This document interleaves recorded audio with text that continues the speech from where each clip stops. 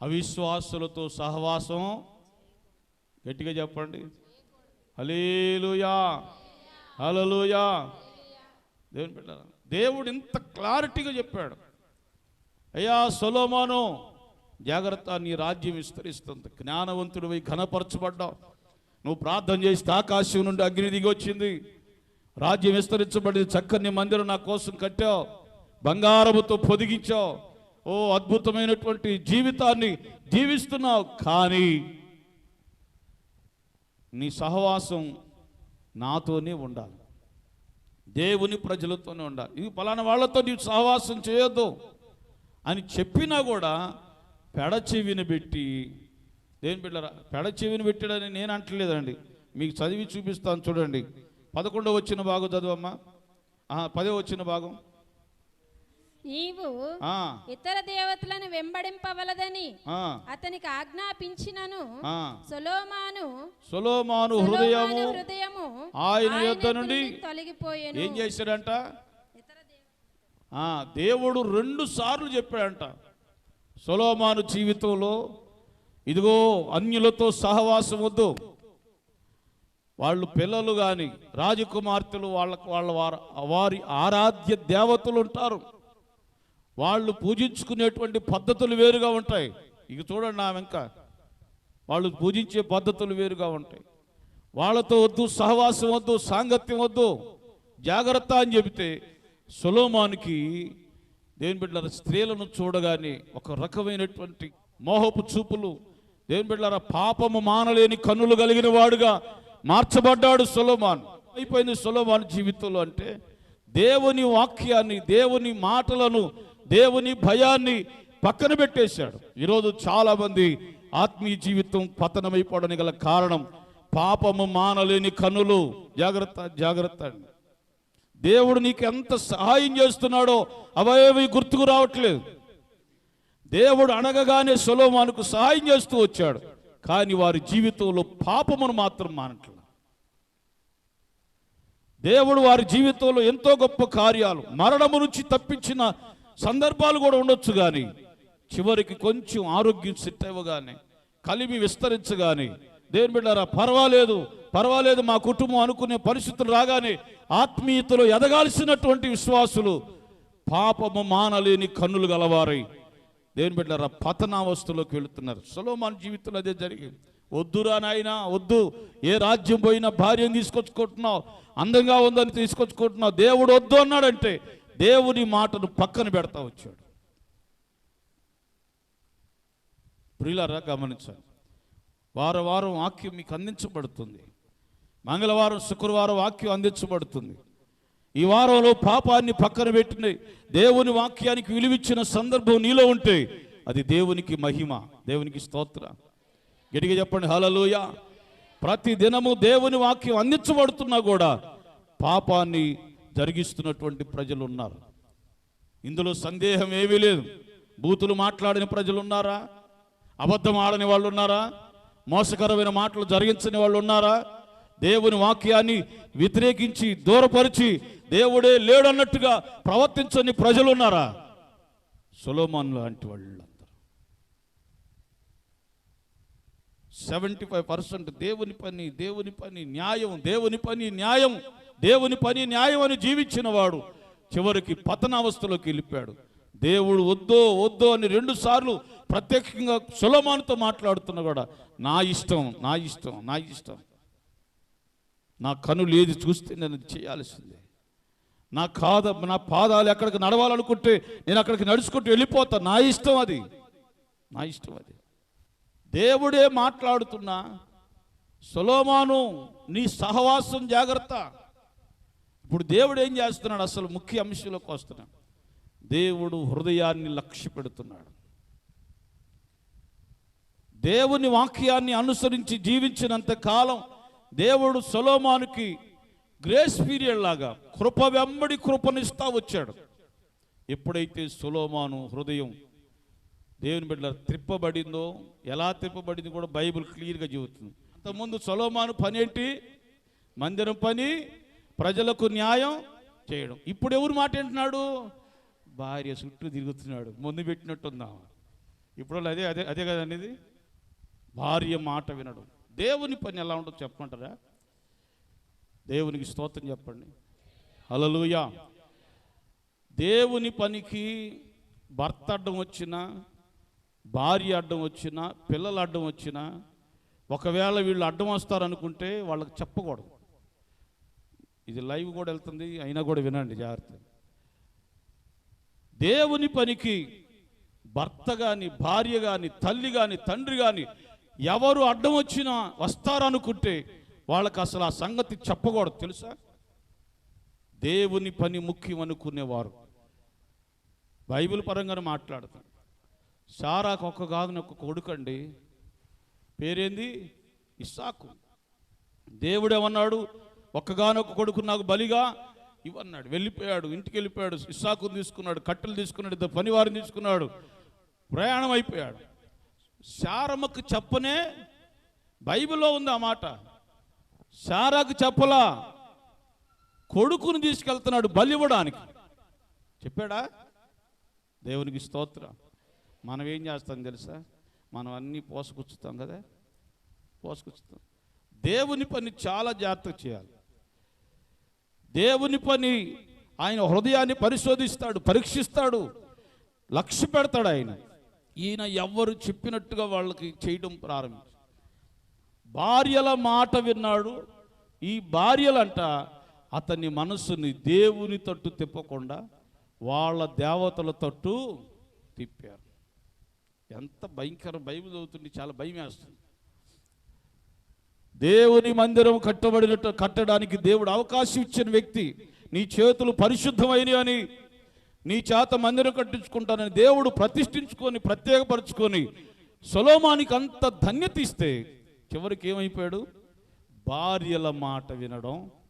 నేనేమంటానంటే, మీ కుటుంబంలో నెమ్మదిగా ఉండొద్దని నేను బోధించట్లేదని క్షమించాలి.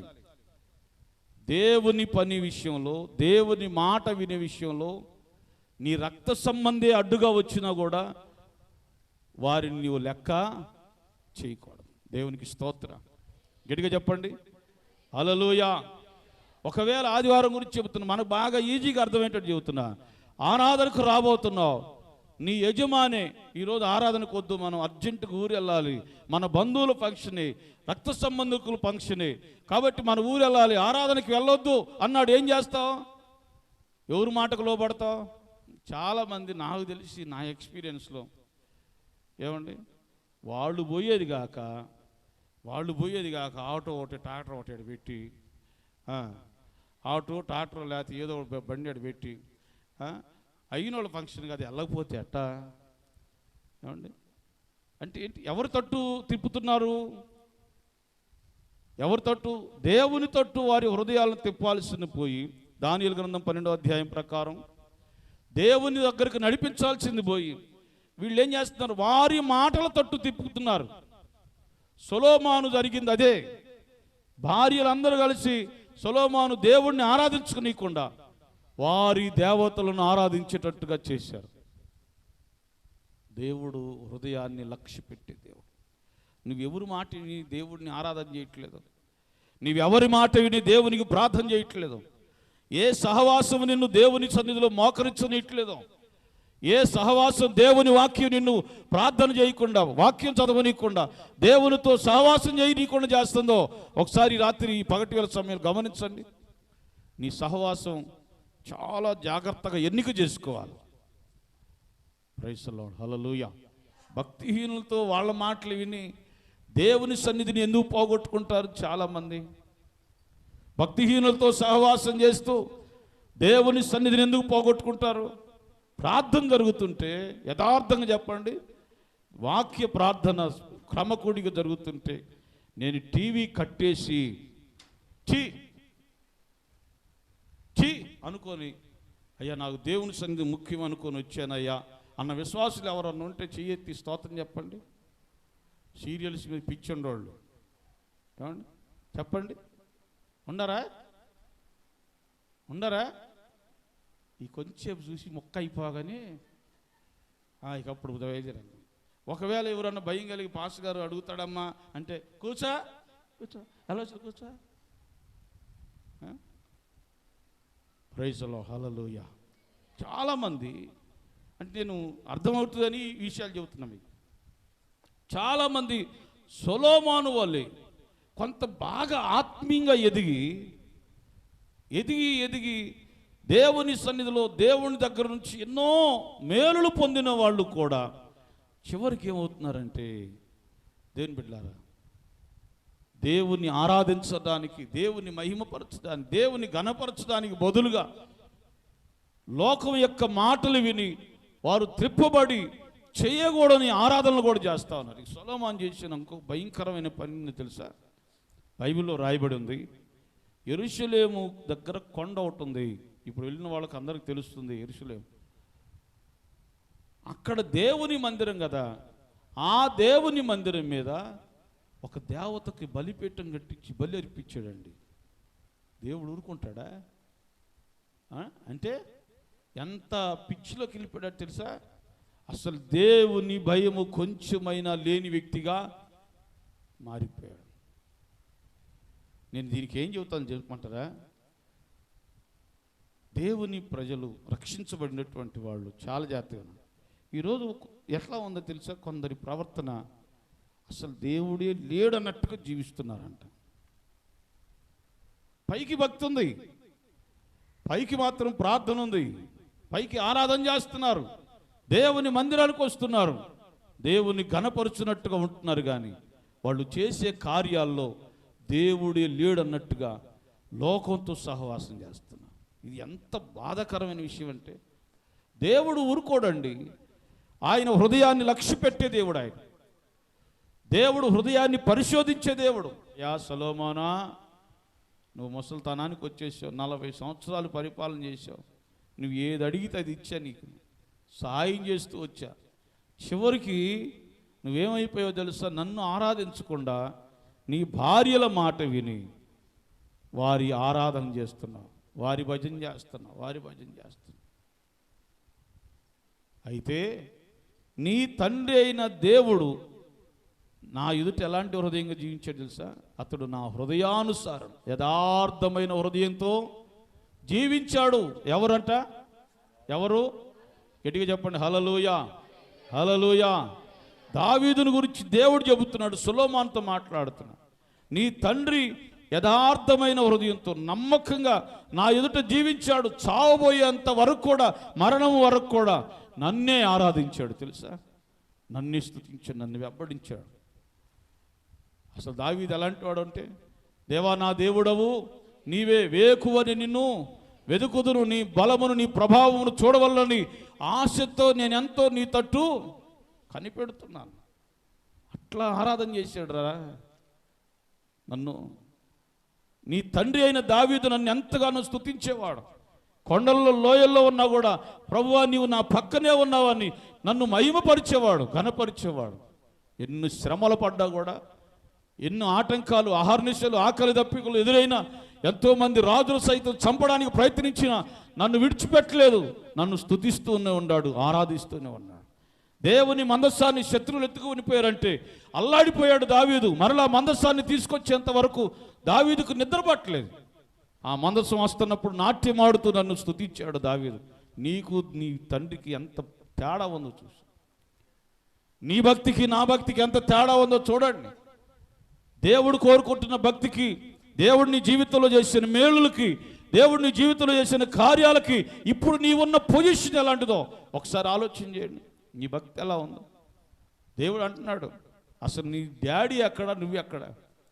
నేను పొరపాటున దావీదుని కట్టించుకుంటూ పోయేది అన్నట్టుగా, నువ్వు మంచోడువని నీ చేత నేను మందిరం కట్టించుకున్నా, నువ్వు నా కోసం జీవిస్తావని లోకంలో నుంచి నిన్ను ఏర్పరచుకొని నీకు గొప్ప రక్షణ ఇచ్చా, నీకు బాప్తీసు ఇచ్చా. దేనికి? నీ ఇష్టం వచ్చినట్టుగా తిరగడానికా? నీ ఇష్టం వచ్చినట్టుగా బ్రతకడానికా? నీ ఇష్టం వచ్చినట్టుగా నీ ఇష్టాన్ని జరిగించడానికా? దేవుని ప్రశ్నలు చూడండి ఎలా ఉన్నాయి. నీ తండ్రి ఎక్కడ, నువ్వెక్కడ? అతని హృదయం నాకు ఇష్టంగా ఉంది, యథార్థంగా ఉంది. యథార్థం. నీ హృదయం యథార్థంగా లేదు. దేవుడు హృదయాన్ని లక్ష్య పెట్టాడు, దేవుడు హృదయాన్ని చూశాడు. ఇక్కడ కూర్చొని వింటున్న మనల్ని దేవుడు చూస్తున్నాడు. దేవుని ఎదుట నీవు ఎలా ఉన్నావో సొలొమోను లాగున్నావో దావీదు లాగున్నావు. ఇలారా, దేవుని పనికి ఎవరు నీకు అడ్డొచ్చినా, ఎవరు నీ మార్గాన్ని త్రోవ తప్పిస్తున్నా వాళ్ళని పట్టించుకోవద్దు. ధనం వస్తుంది, స్త్రీ వస్తుంది, అది కూడా సామెతల గ్రంథం జ్ఞానియే చెప్పాడు. ఈ రెండు చాలా ప్రాముఖ్యం. నిన్ను బాగా సమృద్ధి దేవుని పనికి అడ్డం తీసుకొస్తుంది. రెండవది స్త్రీ అన్నాడు, ఆయనే స్త్రీ దగ్గర పడిపోయాడు. ప్రియులారా, దేవుడు చూసి మాట్లాడాడు. అన్న మాట ప్రకారమే దేవుడు ఎప్పుడు కూడా రాజీ పడ్డాడు. పోనీలే పాపం సొలొమోనా, ఎంత పని చేసావు, మందిరం కట్టించావు, నిన్ను ఓర్చుకుంటున్నాలే, ఒప్పుకుంటున్నాలే అన్నాడా? అనడు. ప్రియులారా, గమనించండి. దేవుని వాక్యానికి లోబడి జీవించండి. మీ హృదయాలను ఆయన లక్ష్య పెడతాడు. ఆయన ఎదుట నీ హృదయం సరిగా ఉంటే నా కుమారుడా, నా కుమార్తెని హత్తుకుంటాడు. దేవుని సన్నిధిలో ఉన్నతమైన ఆశీర్వాదాలతో నింపబడాలని ప్రభు పేటనే మనం చూస్తున్నా. దేవుడు తన మాటలు దీవించును గాక. ఆమేన్.